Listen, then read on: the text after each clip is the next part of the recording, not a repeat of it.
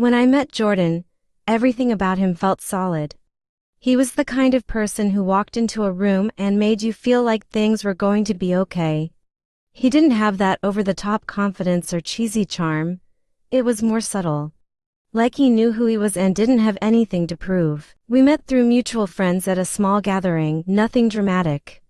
He said he worked in creative strategy, which sounded vague, but believable. He talked about working remotely for a European marketing firm, juggling clients from different time zones, and casually mentioned living in Berlin for a bit, all things that impressed me without feeling like he was trying to. He had the laptop lifestyle, the flexible schedule, the cool urban minimalism to back it up.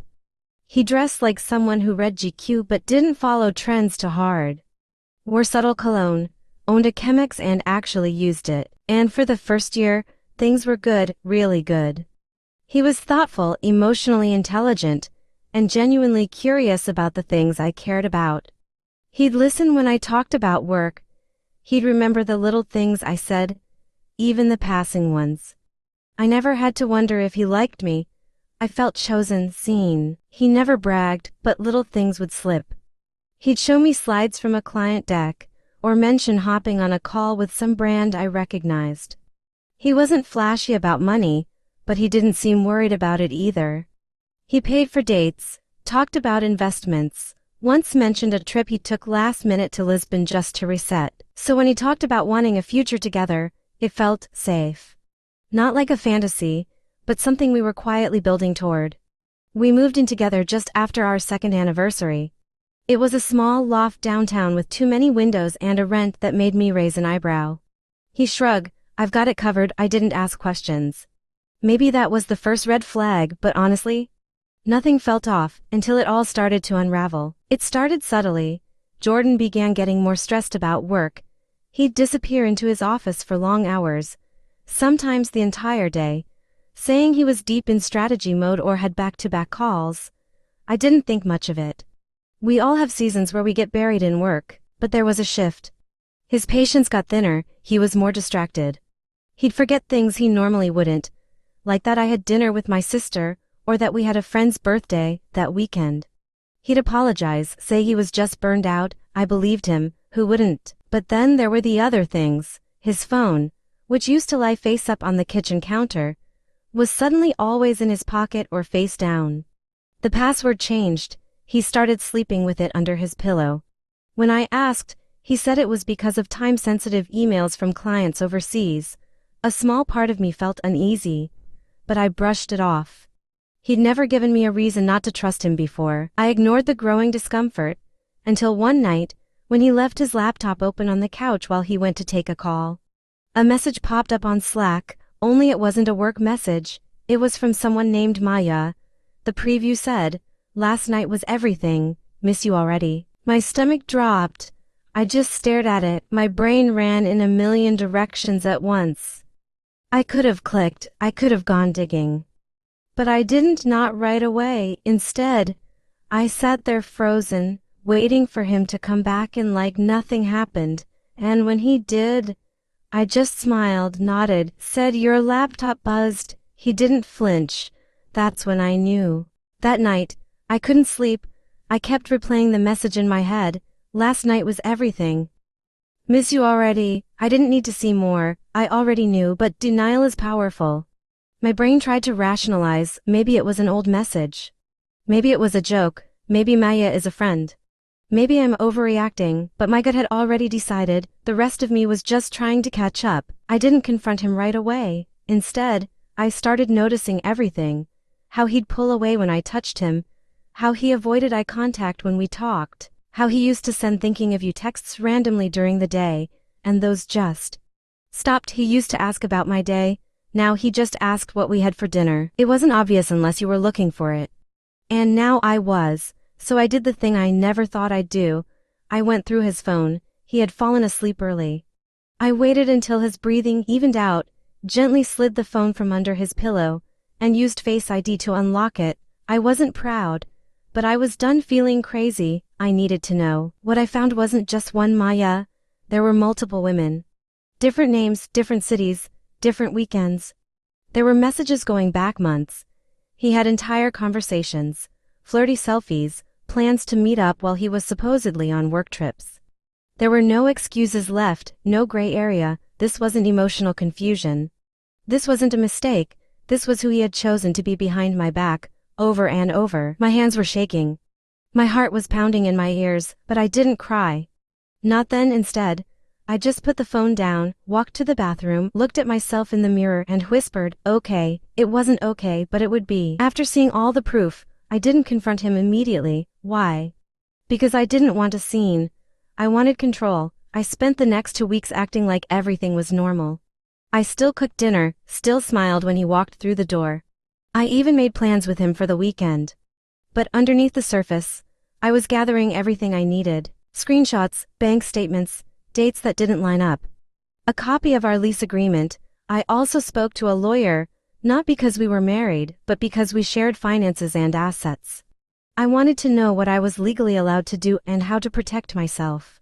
Knowledge was power, and I was done feeling powerless. Then I made my plan. On Friday morning, while he was at work, I packed up all my important things, clothes, documents, sentimental items, and I moved out. I didn't tell him. I left the apartment looking untouched, like I had just gone out for coffee. But I took the dog. The dog was mine before we even met. I also left a note. Just a simple one. I saw everything. I know who you are. Don't contact me. And attached to that note, I printed out a few screenshots. Not to humiliate him, just to make it crystal clear that I wasn't bluffing. But I didn't stop there. That weekend, he had a trip planned with the guys. In reality, it was with Maya. I canceled the flight using his frequent flyer account. I also disconnected him from all the shared streaming services that I had been paying for. And I logged out of our joint savings and transferred my half into a new account with only my name. Then I blocked him everywhere. No drama.com and no yelling, just quiet, strategic exits. It wasn't about hurting him, it was about reclaiming my dignity without giving him a single extra ounce of my energy, the part I loved most. A week later, he sent an email. The only way he could reach me. I didn't think you'd just leave like that. You didn't even say goodbye. No, I didn't, because he already said goodbye the moment he chose someone else again and again. Then I blocked him everywhere. No drama.com and no yelling, just quiet, strategic exits. It wasn't about hurting him, it was about reclaiming my dignity without giving him a single extra ounce of my energy, the part I loved most. A week later, he sent an email. The only way he could reach me. I didn't think you'd just leave like that. You didn't even say goodbye. No, I didn't, because he already said goodbye the moment he chose someone else again and again. He started reaching out to mutual friends, messaging my cousin, even showed up to my gym, pretending it was a coincidence. It wasn't. We both knew it. He kept saying the same things. It didn't mean anything. You were the one I always wanted. I made a mistake. But here's the thing, he didn't just make a mistake. He made choices over and over again. And while he was out there making his choices, I had been rebuilding. I got a new apartment. A cozy little place with a balcony and morning sun. I went to therapy. Started journaling again. I reconnected with people I'd lost touch with because I had been so focused on us. Turns out, I was living a smaller life than I realized, constantly accommodating his moods, his plans, his priorities. It started small, just an email, "Can we talk, please? I miss you." I messed up, I ignored it. He'd made his bed. I was done making excuses for a man who couldn't be honest, not even with himself. But ignoring him seemed to bother him more than anything I could have said. A few days later, he DM'd me on Instagram from a second account. Then I started hearing from mutual friends. He was asking if I was seeing anyone, telling people he still loved me, asking if I might be open to a conversation. He even bumped into me at the coffee shop I go to, the one he never used to like. "Just wanted to talk," he said. "I don't want to lose you forever." I looked him in the eye and simply said, "You already did." I wasn't trying to hurt him, but I also wasn't going to protect him from the consequences of his own actions anymore. See, while he was busy lying and sneaking around, I'd been busy too, just in a different way. I'd picked up extra work, got a raise, bought myself a new car, something I'd been putting off because we were saving for things that never happened. I redecorated my space, got rid of everything that reminded me of him, the ugly wall clock, his coffee mugs. That one hoodie he always left on the chair, gone. It wasn't about revenge, it was about peace. But the funny thing about peace is, when people can't control you anymore, they often call it anger. So when I kept ignoring him, he started trying to flip the narrative, telling people I was being cold, that I didn't even want to fix things. He couldn't admit that I'd simply stopped tolerating the bare minimum. Then came the letter, handwritten, of course, 8 pages of apologies, regret, emotional confessions that should have come before he made the choice to betray me. He wrote, "Maya meant nothing. It was a stupid mistake. I thought I lost you and I realized I was wrong." But here's what he didn't say. He didn't say why he didn't come clean. He didn't say why he let me question myself for weeks. He didn't say why he gaslit me into thinking I was being paranoid. He didn't take responsibility. He just wanted a reset, but this wasn't a video game. There were no do-overs. He played, he lost, I didn't even reply. He expected drama, a breakdown, some sign that I still cared, but all he got was distance, silence, and the quiet sound of me moving on. It had been almost a year since I last saw him. Not a message, not a like, not a shadow in my life. I'd kept moving, quietly, steadily, no announcement, no drama, just growth. So when I saw him at a friend's birthday party, I was genuinely surprised. He wasn't supposed to be there. But apparently, mutual friends forgot we had history. He noticed me before I noticed him, and I could feel it, that moment his eyes landed on me. Like a pulse in the air, I turned, and for a brief second our eyes met. He looked unsure, not smug, not confident. Just awkward, nervous, like he didn't know who he was to me anymore, because he didn't. I was in a long slip dress, hair up, laughing with people he didn't know, the girl he knew. She wasn't standing there anymore. I saw him try to move closer a few times, always catching himself halfway. His friend nudged him. He shook his head. At one point, I walked past him, close enough to brush shoulders, and smiled politely like I would to a stranger I vaguely recognized from high school. No anger, no lingering gaze, just nothing, and the look on his face said it all. He expected a storybook moment, that I'd pull him aside, that maybe I'd still be bitter or sad or something, but I wasn't.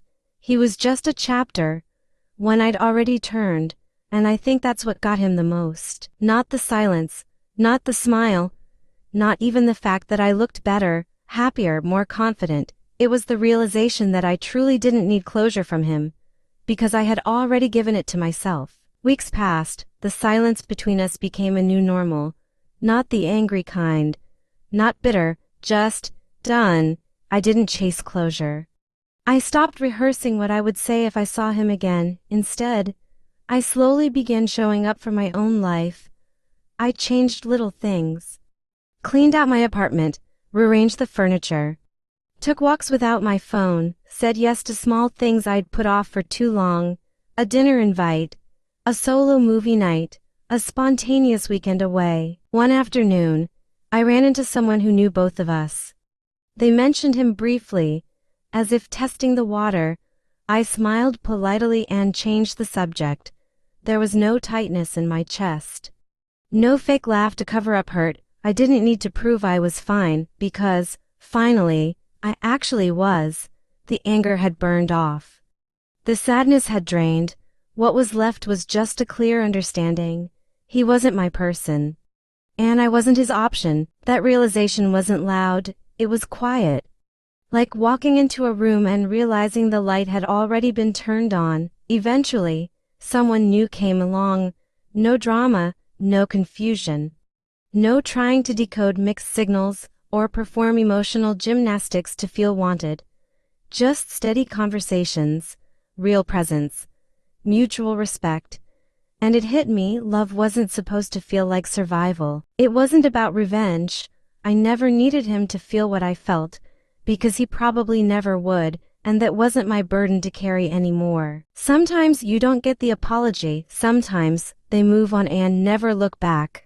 Sometimes, the only closure is you living well, not for show, not for Instagram, but because you learned. You learned what you'll never settle for again. You learned your peace isn't worth sacrificing for temporary validation. And you learned that walking away, quietly, was the loudest thing you ever did. That's not weakness. That's growth, and now, finally, you're free.